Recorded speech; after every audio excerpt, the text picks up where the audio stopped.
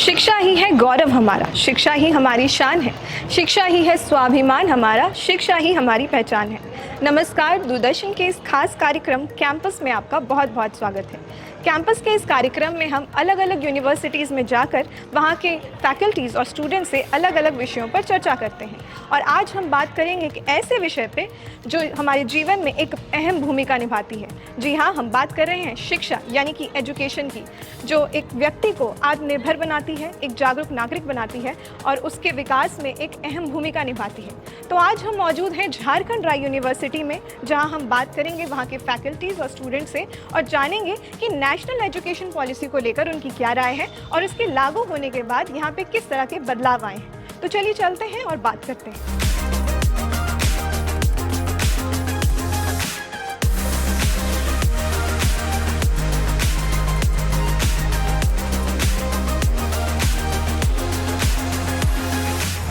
NEP यानी कि national education policy, जो कि न्यू एजुकेशन पॉलिसी है, इससे आप क्या समझते हैं और ये आपके अकॉर्डिंग आपकी यूनिवर्सिटी में किस तरह का इम्पैक्ट कर रहा है?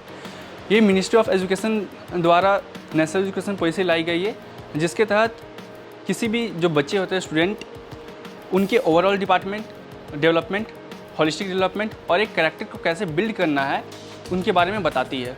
ग्रेजुएट करने के बाद अगर हम मास्टर डिग्री की बात करते हैं तो ग्रेजुएट डिग्री पहले 3 साल की कुछ होती थी और कुछ 4 साल की होती थी। अब यहाँ पे सारे ग्रेजुएट डिग्री 4 साल की होंगी। साथ ही साथ अगर आपको मास्टर डिग्री करनी है तो अगर आप 3 साल की अगर ग्रेजुएट डिग्री कर चुके हुए हैं तो मास्टर डिग्री 2 साल की करनी पड़ेगी, वरना अगर आप 4 साल की ग्रेजुएट डिग्री किए हुए हैं तो आपको मास्टर डिग्री 1 साल की करनी पड़ेगी। और चूँकि MPhil डिग्री खत्म हो चुकी है तो आप डायरेक्ट PhD में इन्वॉल्व हो सकते हैं। The education of each country should be rooted to its culture and embedded to its growth. Education 1986 में जो था ना, इससे फॉलो किया गया था। 10+2 पे फोकस किया गया था कि सेकेंडरी पे प्राइमरी था एंड सेकेंडरी पे था। प्राइमरी पे क्या था कि 10+ तक पढ़ता था, 10 क्लास तक। उसके बाद सेकेंडरी में आता था 11+12 को पढ़ा जाता था। लेकिन उसमें मैम जब हम लोग इंडिपेंडेंट हुआ था, उसमें देखा जाता था कि सिर्फ हम लोग को मॉडर्नाइजेशन करने के लिए उसमें फैक्ट्री नहीं आई थी, उसको ग्रोथ करने के लिए उस टाइप का बनाया गया था एजुकेशन पॉलिसी। लेकिन पहले मोबाइल भी नहीं थी। अब जो न्यू पॉलिसी आई है, अब मोबाइल भी है, ऑनलाइन आप स्टडी कर सकते हैं, कुछ भी कर सकते हैं।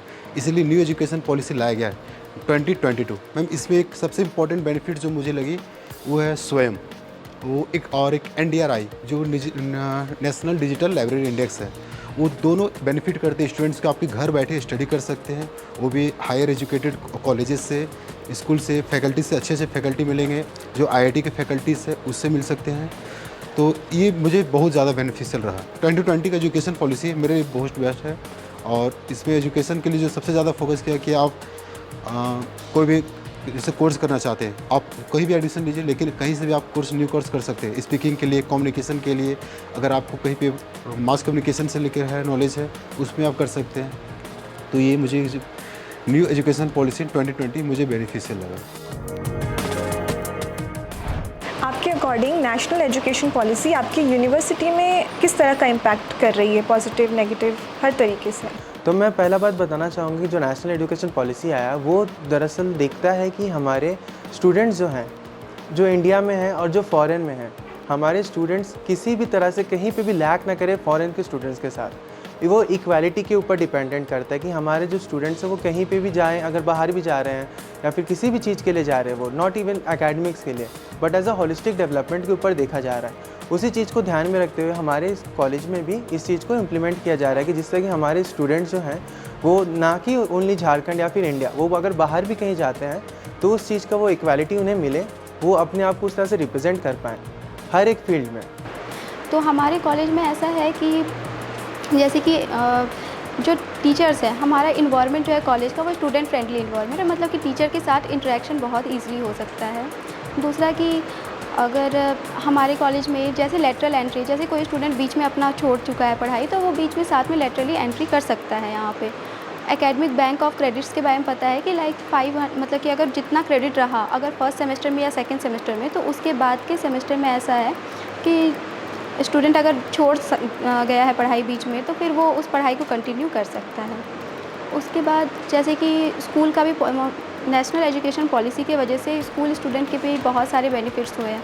जैसे कि क्लास 6 में मतलब कोडिंग वगैरह सिखाया जा रहा है। तो ऐसा नहीं कि वो सिर्फ अपने लेवल पर ही मतलब पढ़ाई का मतलब होता है कि एक स्कूल तक ही रह जाना या एक स्टेट तक ही रह जाना, तो ऐसा नहीं है। वो फिर आगे भी बढ़ सकते हैं वो स्टूडेंट्स, क्योंकि पहले के स्टूडेंट्स का था कि वो एक बाउंड्री उनके पास थी कि उनको बस एक बुकिश नॉलेज था, जो कि अब जो है ये जो पॉलिसी जब से आई है तो उसका प्रैक्टिकल अप्रोच, उसका इनोवेटिव थिंकिंग वगैरह बढ़ा है, तो जिस वजह से वो लोग आगे भी बढ़ सकते हैं। एजुकेशन पॉलिसी है, उसकी वजह से हम लोग के कॉलेजेस में बहुत सारे चेंजेस आए हैं। जैसे पहले के सब थियोरेटिकल और प्रैक्टिकल एक्सपेक्ट में हम लोग को पढ़ाया जाता था, लेकिन अभी हमारे सब्जेक्ट्स में न्यू सब्जेक्ट भी ऐड हुआ है, जैसे कि हम लोग को इन्वायरमेंट पढ़ाया जाता है, हम लोग को हॉलिस्टिक डेवलपमेंट पढ़ाया जाता है, जिसकी वजह से हम लोग और भी करिकुलर एक्टिविटीज़ में ध्यान देते हैं। हमारी यूनिवर्सिटी में बहुत सारे फेस्ट सब भी होते हैं, जिसकी वजह से हमारे जो सिर्फ एजुकेशन के साथ साथ करिकुलर एक्टिविटीज़ जो है उसमें भी हम लोग का ध्यान रहता है और हम लोग सब में इक्वली ध्यान देते हैं, जिसकी वजह से हर बच्चों की ग्रोथ ज़्यादा अच्छे से हो रही है। मैं यहाँ बताना चाह रही हूँ कि नेशनल एजुकेशन पॉलिसी के तहत हमारी यूनिवर्सिटी में पहले और अब में क्या फ़र्क है। पहले हम इतने अच्छे से लैब्स में टेक्निक्स यूज़ नहीं कर पा रहे थे, और न्यू एजुकेशन पॉलिसी के तहत बहुत सारे एप्लीकेशंस, बहुत सारे मशीन्स हमारी यूनिवर्सिटी में आए, जिससे हम अपना स्टडी और अच्छे से कर पाए। बहुत सारे न्यू कोर्सेज हुए, जिनकी वजह से ना सिर्फ हम लोग अपना फिजियोथेरेपी डिपार्टमेंट को ही समझ रहे हैं, इसके अलावे भी हम लोग इन्वायरमेंट के बारे में पढ़ रहे हैं, अपनी कैरेक्टर बिल्डिंग, पर्सनालिटी डेवलप कर पा रहे हैं।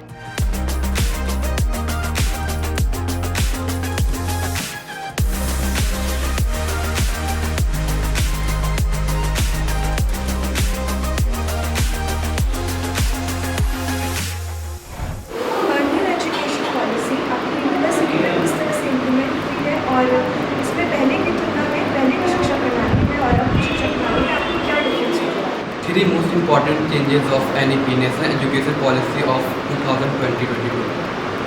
First, HRD, Human Resource Development, was renamed as a Ministry of Education. Second, GDP investment in school sector was also increased in 1.6% to 6%. New national education policy was focusing on gross enrollment development, will be increased from by 50% till 2035. So our college also implement new education policies, such as our college encouraging interdisciplinary courses. Students are given various variety of choices to choose their subject for their elective paper. As we nowadays, according to new education policy, we can see that practical is more important than as compared to the theoretical part. So we can say that practical is more implement as compared to the theoretical part. And I always feel very glad to be a part of this Jharkhand University, and I think there is no lack of this requirement as well as faculty support, and it is a better. Thanks. पढ़ाई को लेकर के बच्चों में pressure बना रहता है, बेहतर प्रदर्शन करने के लिए भी प्रेशर बना रहता है। तो ये न्यू एजुकेशन पॉलिसी आने के बाद क्या ये प्रेशर में कुछ कमी आई है, और अगर आई है तो वो किस तरीके की कमी है जो मतलब बच्चों में देखने को मिल रही है, और क्या मतलब विकास हो पाया है इस चीज़ों को लेकर के बच्चों में? National Education Policy 2020 envisions massive change in education. As per the question कि नेशनल एजुकेशन पॉलिसी से बच्चों का प्रेशर जो है वो किस तरह से कम हुआ है, तो बहुत सारी ऐसी चीज़ें जो नेशनल एजुकेशन पॉलिसी में इंक्लूड की गई है, जो जिससे एक तो मेंटरशिप का कॉन्सेप्ट है जो मेरे को बहुत ज़्यादा इम्पॉर्टेंट लगता है।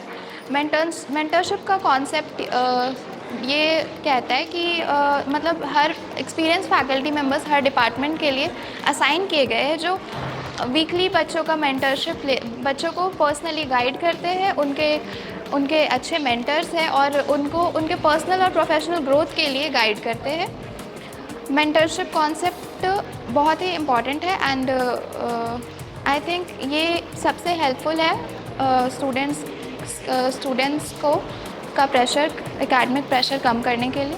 education system is the well good in Jharkhand University. It will become a theory classes and practicals are well good, and faculties and each department of faculties are very helpful for our education system. We some change in education system, we try to some requirements and some instruments as insufficient in labs. The changes, like talking about the new education policy, and it has focused on the various other factors other than theoretical and practical knowledge.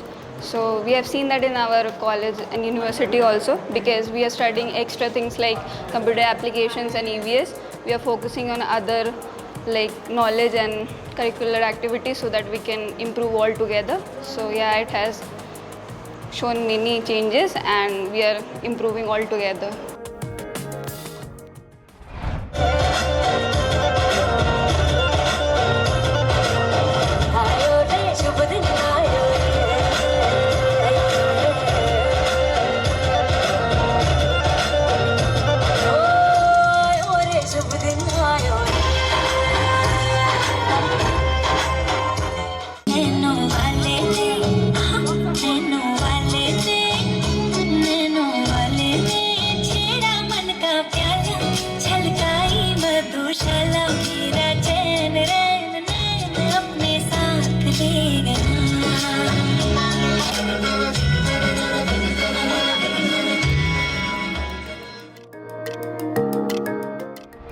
फिलहाल हमने कुछ students से बात की और उन्होंने बताया कि वो नेशनल एजुकेशन पॉलिसी से पूरी तरह से अवगत है। उन्होंने ये बताया कि कैसे ये एजुकेशन पॉलिसी इनके यूनिवर्सिटी में एक पॉजिटिवली इम्प्लीमेंट किया गया है। उन्होंने ये बताया कि प्रैक्टिकल नॉलेज और थियोरेटिकल नॉलेज के अलावा भी उनके स्किल्स पर काम करके उनको रिफॉर्म किया जा रहा है। तो चलिए चलते हैं और बात करते हैं यहाँ के फैकल्टी से और जानते हैं कि इस न्यू एजुकेशन पॉलिसी पर उनकी क्या राय है।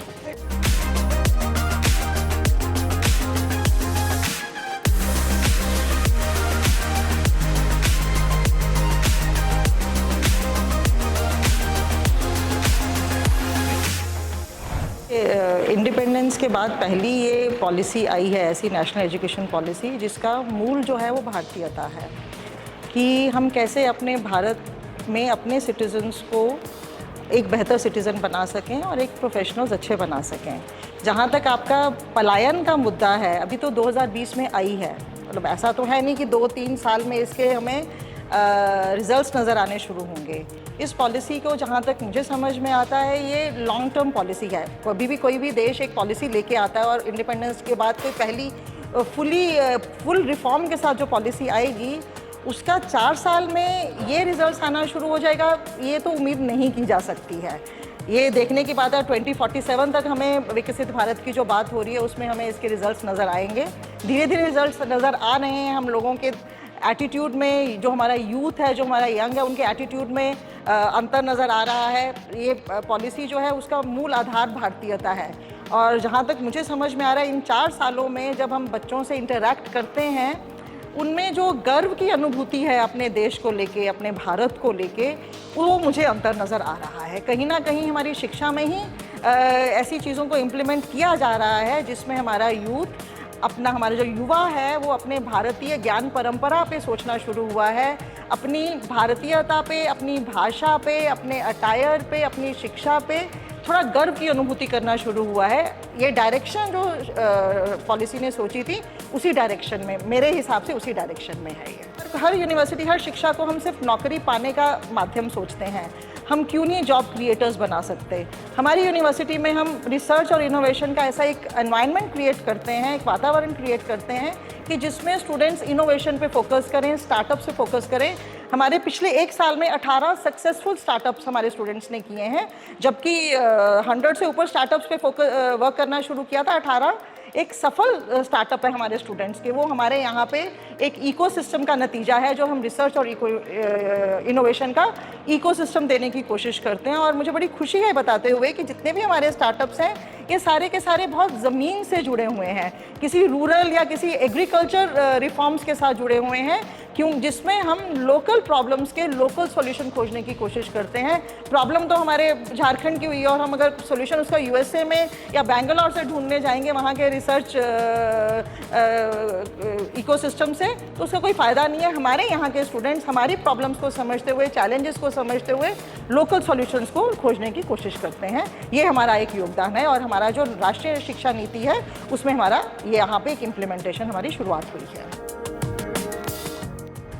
New education policy, that is अब ये हो गया है नेशनल एजुकेशन पॉलिसी 2020। इस एजुकेशन पॉलिसी के तहत हमारे विश्वविद्यालय बिंदुवार तरीके से इस नई पॉलिसी का पालन करना शुरू कर दिया है। इसमें इससे ये नेशनल एजुकेशन पॉलिसी 2020 में का जो लक्ष्य भारत सरकार ने रखा है कि 2040 तक बिंदुवार तरीके से हम भारत के सभी विश्वविद्यालयों में हम पॉइंट वाइज लागू करेंगे। साथ ही साथ यदि वो हमारे यहाँ 4 साल के प्रोग्राम में या 3 साल के प्रोग्राम में उन्होंने एडमिशन लिया है, सपोज़ कि बीटेक में एडमिशन लिया है 4 साल के प्रोग्राम में, और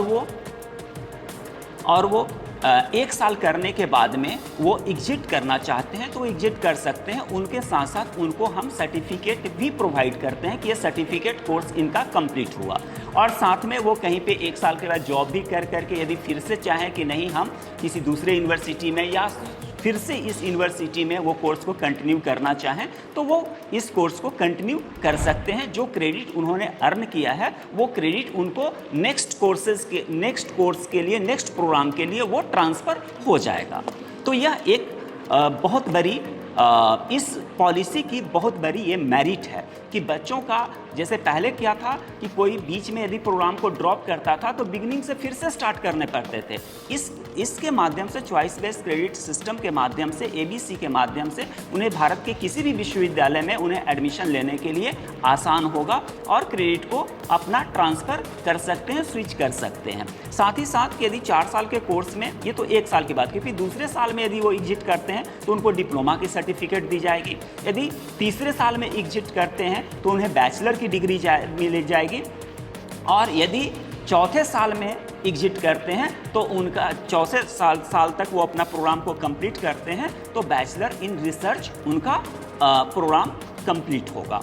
तो इस तरीके से हमारा विश्वविद्यालय इन तमाम पहलुओं को, NAP के बिंदुओं को स्टडी कर करके हमारा विश्वविद्यालय इसको इम्प्लीमेंट कर चुका है और बच्चों को इसके तहत हम उनको डिग्री अवार्ड कर रहे हैं। National education policy 2020 focuses on holistic development, और वो हॉलिस्टिक एजुकेशन की उसमें चर्चा की गई है। हॉलिस्टिक एजुकेशन से हम बच्चों के संपूर्ण विकास की बात करते हैं। संपूर्ण विकास में जो फोकस है NEP का, वो basically creativity and critical thinking के ऊपर फोकस है, and it is a multidisciplinary approach as well. और इसमें total competency, management competency develop करने के लिए स्टूडेंट्स को प्रेरित किया जा रहा है। Basically holistic development is all about emotional, social, psychological, physical and intellectual growth.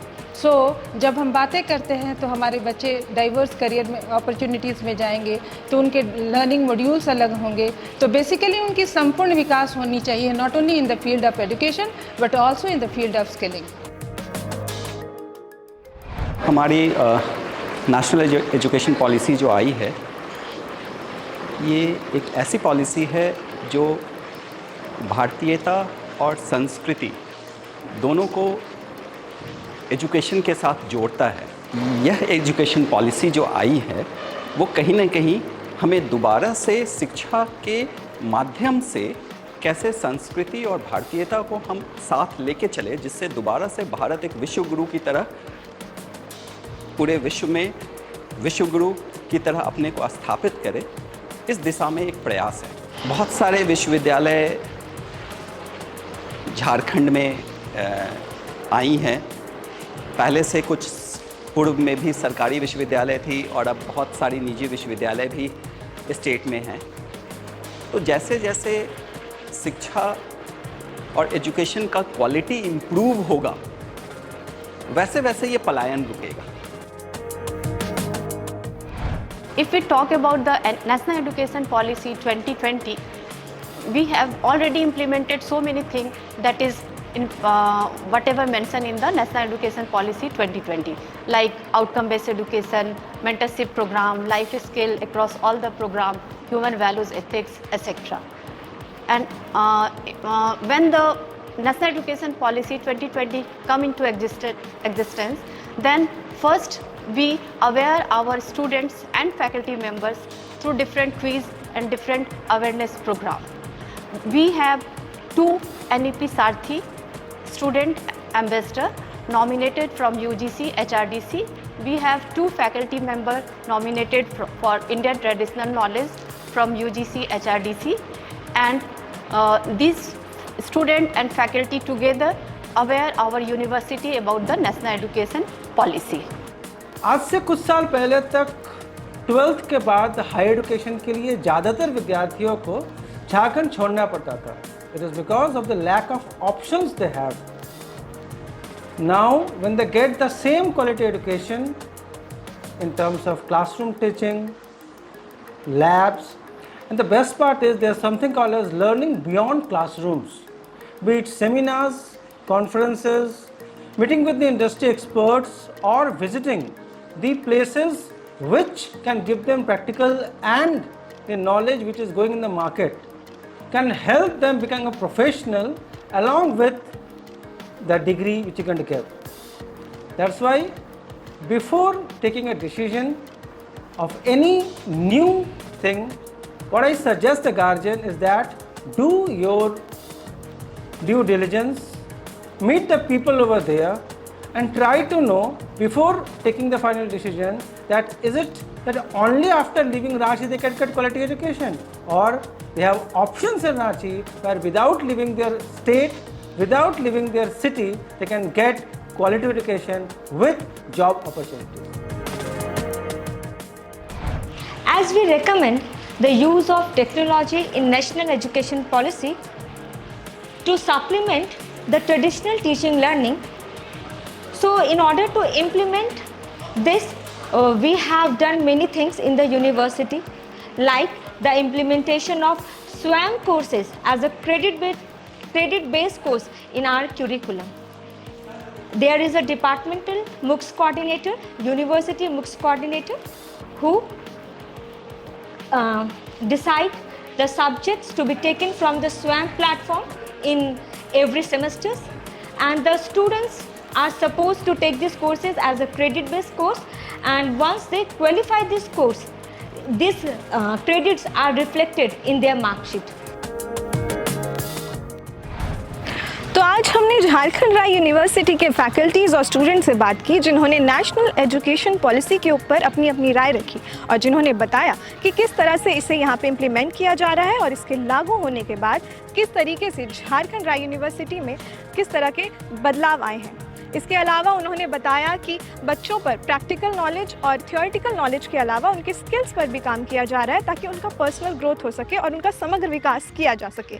इसके अलावा उन्होंने कहा कि शिक्षा में नवाचार होते रहना चाहिए ताकि समाज में और राष्ट्र में सकारात्मक विकास देखते रहने को मिलता है।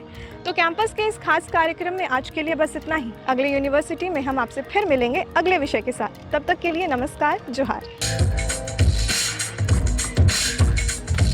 कहता है पल पल तुमसे होके दिल ये दीवाना, कहता है पल पल तुमसे होके दिल ये दीवाना, एक पल जाने जाना मुझसे दूर नहीं जाना, प्यार किया तो निभाना, प्यार किया तो निभाना, प्यार किया तो निभाना।